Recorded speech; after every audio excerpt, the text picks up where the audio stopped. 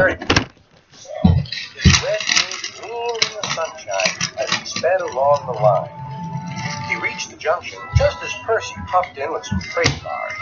James was surprised to see him. What are you doing here, Percy? You should be at the station by now. I know, sighed Percy. These cars have been troublesome all morning.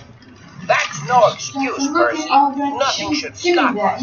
Sir Topham Hatt relies on us to be on time. Now, if you'll excuse me, I'll be on my way. And James puffed importantly away. Buck, muttered Percy.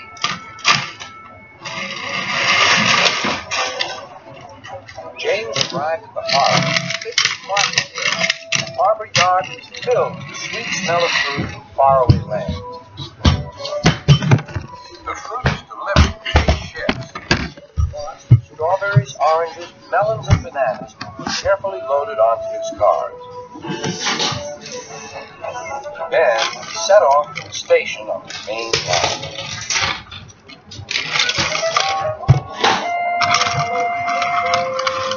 On the way, he met Thomas. Really reliable. That's me. Added James. Pity the same can't be said for Percy. Goodbye. What was all that about? Asked Annie and Clara. That was trouble for James. Just wait and see. Percy was back in the yard with Mrs. Shunty. He had the cars in good order and was making up for lost time. But the station master had bad news. What's happened? Asked Percy.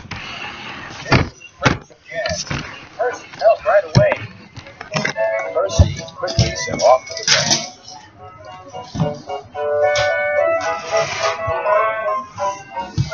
James was stuck on the line and looking glum.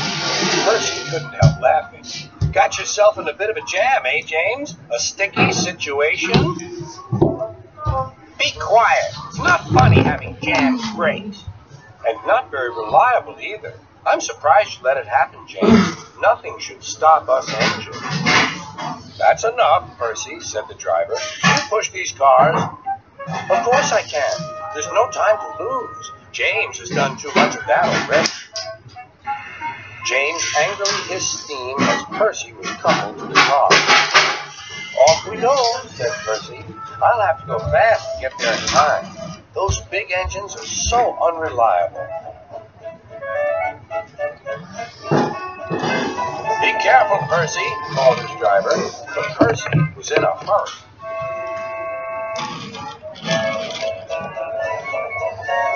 He didn't see that the switch had failed and that he had been diverted into a siding.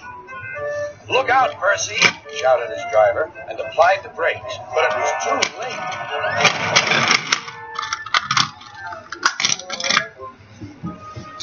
The driver and fireman had jumped clear, but squashed fruit squirted all over Percy.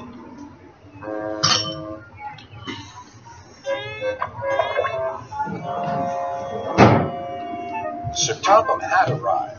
Percy, you are not to blame for the switch failure, but I do not run a jam factory. Yes, sir, or no, sir. And Percy squelched sadly away. That night, the shed was silent. James and Percy felt very sorry for themselves. At last, Thomas spoke. You know, he said to no engine in particular, there's more than one way to get jammed. We all learned that today. Still, there was silence. What's more, we also learned that sometimes when engines help each other out of a jam, things can still go wrong. So, said a voice, so that means we learned a lot today, and therefore...